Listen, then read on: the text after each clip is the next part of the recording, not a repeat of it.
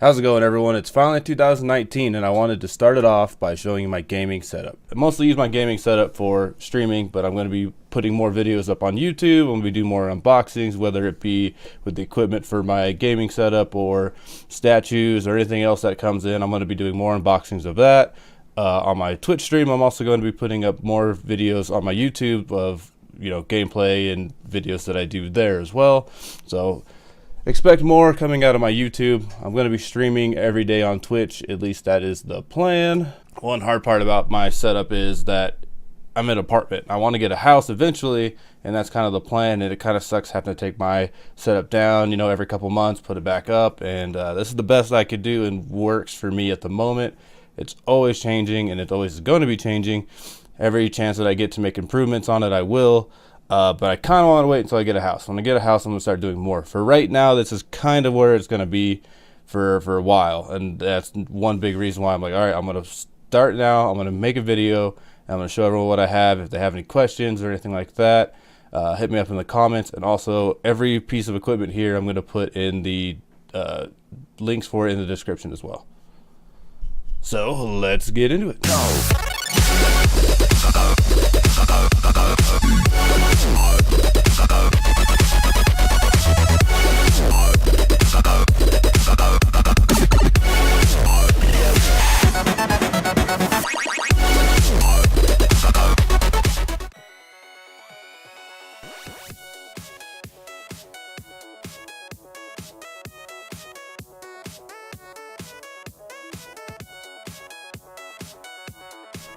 So I have two Acer Predator 24-inch monitors on the side, and in the middle I have the Acer Predator 34-inch curved ultra-wide. I have two different mounts for the 27-inch monitors. I have the OmniMount Play25x, and for the 34-inch I use the LX desk mount LCD arm, which has the tall pole. So for my peripherals, I have the Razer Tartarus V2. This is my hand keyboard that I use for first-person shooters and other games such as Call of Duty and League of Legends. It fits my hand well and gives me a lot of buttons to map how I need it. For my main keyboard, I went with the Razer Huntsman Elite. I like the addition of the handrest. The feel of the keys and responsiveness are awesome, and of course you can't leave out the RGB effects. My mouse is the Razer NAGA Hex version 2, which I like a lot because it's comfortable and you can program up to 7 different buttons on the side of it. Everything is on the Razer Goliathus extended Chroma mat, which is the only one for me because it fits all of my peripherals. For microphone, I'm using the Rode NT1 condenser microphone. It's great because of the crisp sound, and in the package you get a shock mount pop filter combo. When I bought other microphones, it did not have that. You had to buy that individually. The microphone is attached to the Rode PSA-1 boom arm that has great mobility to help position the microphone where I need it or for storage when I am all done. The mixer is a main part of the audio in my setup. Not only is it the microphone hooked up to it, but I have separate channels dedicated to different systems such as my PS4, Switch, and PC. I can adjust each channel sound individually as I need very easily. My custom built computer that I use to power everything has an i7 8700K with a GTX 1080 Ti. I have every part of this build in the description below. My PS4 is the White Destiny Edition. On top of it is the 4K switcher and splitter that I use to switch from console to console. It's all tied into the Elgato 4K 60 Pro capture card that helps me display high quality gameplay while I stream. Nothing too crazy about this Nintendo Switch. I am using a different color Joy-Cons besides the one that it came with, but one thing to point out, if you're going to be playing this at home, I recommend you picking up a USB Ethernet adapter. The Switch base that it comes with does not have an Ethernet port. The Tobii Eye Tracker helps viewers on my stream see where I'm looking while I'm playing. I can also go back and review what I saw, or more importantly, didn't see. The Stream Deck can change between scenes on Twitch with just the touch of a button. The base under it was originally part of a headphone stand setup. I took it off because I mostly used it for the USB ports. Here are my Mackie CR4 speakers. The reason I chose them, they have great sound, and especially for when I game or listen to music. Also, the color of them helped me pick them out.